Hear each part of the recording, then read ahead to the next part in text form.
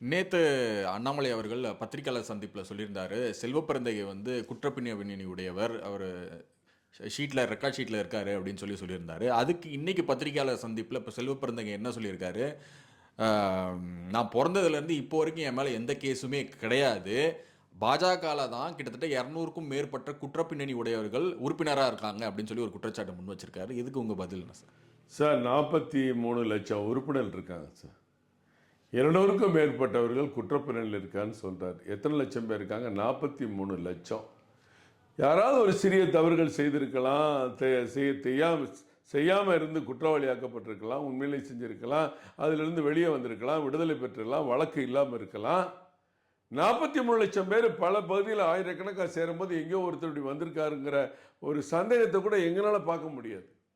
ஒரு சம்பவங்கள் வெளியில் வந்த பிறகுதான் அதை பார்க்க முடியும். அப்படி தெரிந்து நடந்திருந்தாலோ அல்லது எந்த குற்றமும் இல்லாமல் இப்போ குற்றம் செஞ்சிருந்தாலோ தலைவர் தொடர்ந்து நடவடிக்கை எடுப்பாங்க. அது கட்டாயம் எடுப்பாரு, எடுத்திருக்காரு, நான் பார்த்துருக்கேன். இல்லை, அவர் சொல்றது என்னன்னா, A+ கேட்டகரியில் இருக்க நொட்டோரியஸ் கிரிமினல்ஸும் பிஜேபியில் இருக்காங்க, கொலை பின்னணி உடையவர்களும் இருக்காங்க அப்படிங்கிறாரு. அது சொல்லட்டும், அவரு சும்மா போகிற போக்கில் சொல்ல வேண்டியதானங்க. யார் இருக்கா என்னன்னு சொல்லட்டும்.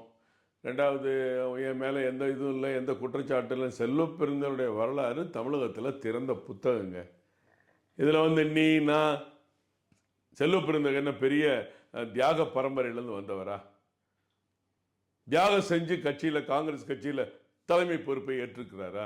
இல்ல, அவர் அண்ணாமலையை கேட்டிருக்காரு. சார் நான் அதான் கேட்குறேன் சார், அவரை கேட்குறேன். அண்ணாமலைக்கு ஒன்றுமே தெரியாதுங்க. அவருக்கு ஹிஸ்ட்ரினா என்னன்னு தெரியாது, அசாசினேஷனா என்னன்னு தெரியாது. பாவம் செல்வப்பெருந்தகை ஏதோ முதலமைச்சருக்கு ஜால்ரா போடுறதுக்கு ஒரு கூட்டத்தில் நடத்திட்டு உக்காந்துட்டு இருக்காரு. முதல்ல காமராஜர் ஆட்சி அமைப்போன்னு பேசிட்டு தலைகளை பல்ட்டி அடிச்சு முதலமைச்சர் ஸ்டாலின் தான் ஆளும் காமராஜர் போஸ்ட் ஓட்டுறதுக்கு தான் நீங்க எல்லாம் லாயக்கு. இந்த நீன்னு பேசுறது எல்லாரும் மாறி மாறி பேசலாம். இப்ப செல்வப்பிரதே நீ என்ன பெரிய ஆளுன்னு பேசுற என்ன இருக்கு? யாரும் ஒன்றும் கேட்க போறது இல்லை. மைக்கு முன்னாடி உட்காந்து அவ்வளவு உங்களுக்கு டென்ஷன் ஏன் வருது? நீங்க என்ன சொல்றீங்க? யார் குற்றவாளின்னு அவருக்கு தெரியும்னா எனக்கு என்னங்க தெரியும்? நான் ஐபிஎஸ் படிச்சுட்டு கட்சி நடத்திக்கிட்டு இருக்கேன். ரவுடி பின்னணியில் இருந்தவங்க ரவுடிகளா இருந்து என்னென்ன சேட்டை பண்ணவங்களுக்கு தான் எவன் ரவுடி எவன் கொலகாரன்னு தெரியும்னு அவர் சொன்னாரு. அது தப்பு இல்லையில. கேட்ட கேள்வி என்ன? செல்வப்பெருந்தகை சொல்றாரு குற்றவாளி யாரு, இந்த கட்சியில சம்பந்தப்பட்டிருக்காங்க, பாஜக இருக்காங்க அப்படின்னு செல்வப்பெருந்தகை சொன்னா, குற்றவாளிக்கு தான் இன்னொரு குற்றவாளி தர மாதிரி ஒரு ரவுடிசத்துக்கு சம்பந்தப்பட்டவருக்கு தான் ரவுடி யாரு, தவறு செய்யறவங்க யாரு அப்படின்னு தெரியும் அப்படின்னு பொதுவாக தான் சொன்னார். அவர் சொன்ன வார்த்தை தப்பு தானே? நிருபர் கேட்ட கேள்விக்கு அந்த இடத்துல பதில் சொன்னார். ஏன்னா அசாசினேஷனை பத்தி, அசாசினேஷனா என்னன்னு தெரியுமா, ஹிஸ்டரினா என்னன்னு தெரியுமா? செல்வப்பெருந்தகை இப்படி கேட்கறதுக்கு எனக்கு வெக்கமா இருக்கு. ஒரு இன்றைக்கு எல்லா துறையிலையும் அலசி ஆராய்ச்சி பண்ணக்கூடிய ஒரு மக்கள் தலைவர் இருக்காருன்னா தமிழ்நாட்டில் அண்ணாமலை மட்டும்தான். எந்த தலைவனாவது உட்காந்து அவர் முன்னாடி ஒரு சப்ஜெக்டை பற்றி விவாதிக்க முடியுமா?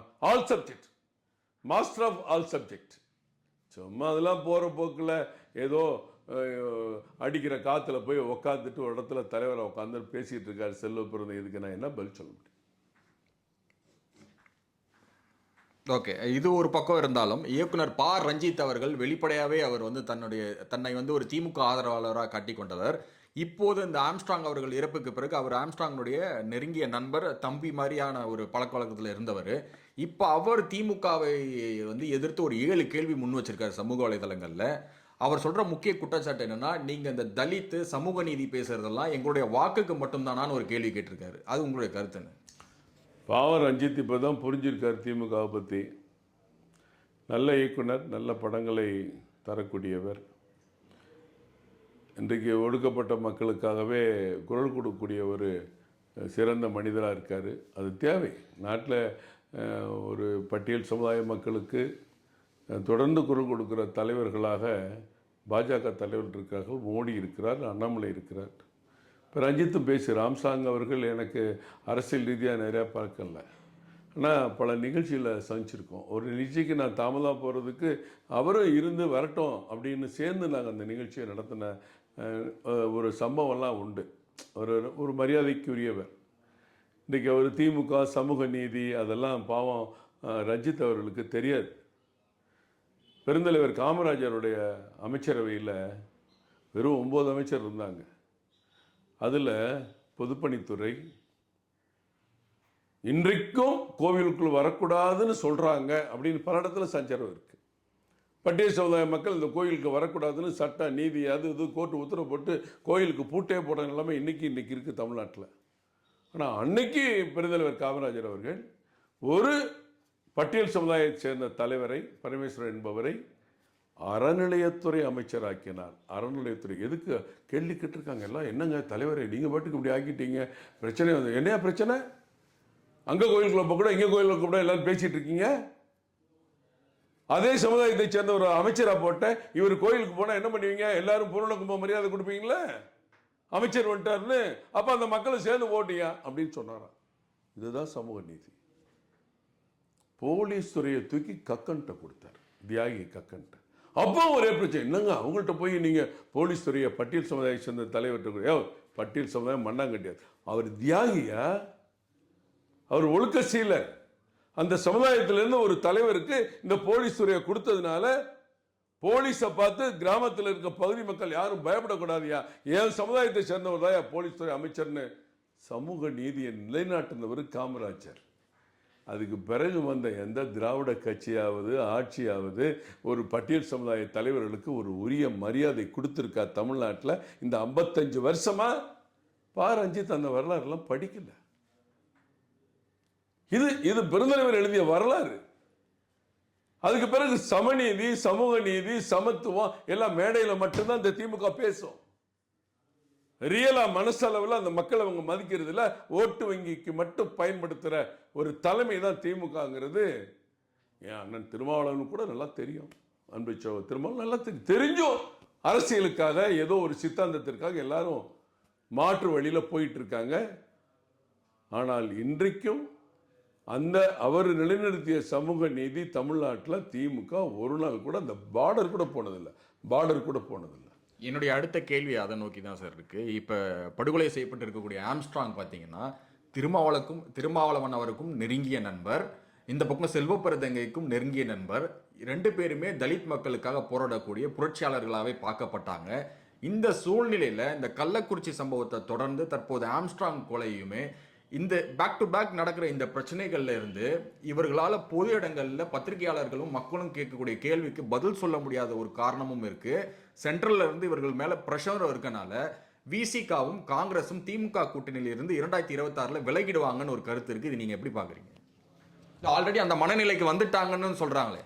இது அரசியல் கட்சிகள் ரீதியாக அவங்க எடுக்கிற முடிவு. தேர்தல் வரும்போது வெற்றிக்காக எல்லாத்தையும் விட்டு கொடுக்குற ஒரு சூழ்நிலை தான் தமிழ்நாட்டில் இருந்துட்டு வந்துட்டு இருக்கு. திருமாவளவன் இப்போ போராடுறாரு, கலாச்சாரத்துக்காக போராடுறாரு, தலித் மக்களுக்காக போராடுறாரு. செயல்பட வேண்டிய திமுகவை ஒரு கண்டிக்கிறது இல்லை. சரி, தேர்தல் நேரத்தில் கூட்டணி ஜெயிச்சிடறோம், முடிஞ்சு போச்சு. பார்லிமெண்ட்டில் போய் கேட்குறாரு, டாஸ்மாக் கடைகள்லாம் மூடணும், மது விலக்கை இந்தியா பூரா அமல்படுத்தணுன்னு. தமிழ்நாட்டில் வந்து அமல்படுத்துங்கன்னு கேட்கறது இல்லை. இதுதான் அரசியல். இதே மாதிரி செல்வம் வந்து காங்கிரஸ் கட்சியில் நாங்கள் என்ன பண்ணுறதுங்க, கடைசி நேரத்தில் அகில இந்திய தலைமை இப்படி சொல்லிடுச்சுன்னு என்ன முடிவு வேணால் எடுக்கலாம். இவங்க தனிப்பட்ட முடிவு எடுக்கிற சக்தி செல்வப்பெருந்தை கிடையாது, திருமாவளவனுக்கு வேண்டுமானால் இருக்கலாம். அதனால் தேர்தல் இன்னும் 2 வருஷம் இருக்கிற நேரத்தில் அதெல்லாம் இப்போ போய் பேசி ஒரு பிரயோஜனம் இல்லை. இதெல்லாம் உணர்ச்சி பூர்வமாக பேசுகிற விஷயங்களாக இருக்கும். போக போக பொறுத்திருந்து பார்ப்போம். ஓகே, இறுதியான ஒரு கேள்வி சார். தற்போது தமிழ்நாட்டையே உலுக்கி இருக்கக்கூடிய இந்த ஆம்ஸ்ட்ராங்கினுடைய படுகொலையை பாஜக கையில் எடுத்து உண்மை குற்றவாளிகளை தமிழ்நாட்டு மக்கள் முன்னாடி கொண்டு வருமா?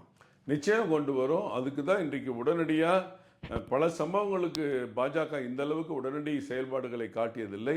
உடனடியாக அடுத்த நாளே இன்றைக்கு எங்களுடைய குழு அமித்ஷா அவர்களை சந்திப்பதற்கும், அங்கே இருக்கிற ஆணைய தலைவர்களை சந்திப்பதற்கும், டெல்லியிலே மத்திய அமைச்சர் முருகன் அவர்கள் தலைமையிலே ஒரு குழுவாக இதன் பெற்ற பணிகளை ஈடுபடுவதற்கும் இன்றைக்கு என்ன காரணம்னா, உண்மையான குற்றவாளியை கொண்டு வர வேண்டும், காட்ட வேண்டும், மக்கள் மன்றத்தை நிறுத்த வேண்டும் என்பதுதான். சட்டத்துக்கு முன்னாடி சரியான நடவடிக்கை அந்த குற்றவாளிகளுக்கு கிடைக்கணும். இது அந்த சம்பவத்தில் நேரடியாக தலையிட்டவங்களுக்கு மட்டும் இல்லை, அவங்களுக்கு பண உதவி. நேற்று எங்கள் தலைவர் சொன்னார், பேங்க் பாஸ்புக் எல்லாத்தையும் பாருங்கள், செல்ஃபோன் நம்பர்ஸ் எல்லாம் செக் பண்ணுங்கள், உண்மையான குற்றவாளியை கொண்டு வர வேண்டும் என்பதுதான் பாஜகவுடைய கொள்கை. அதைத்தான் நேற்று எங்கள் தலைவர் அங்கே வெளிப்படுத்தினார். அவங்க துணைவியார்கிட்டையும் சொன்னார். இன்றைக்கு காலையில் டெல்லியில் சந்திப்பு நடந்திருக்கு, நீங்கள் தொலைக்காட்சியில் பார்த்துட்டு இருக்கீங்க. இது எளிதாக விட மாட்டோம். உண்மையான குற்றவாளியை கண்டுபிடிக்க வரை பாஜக போராட்டம்.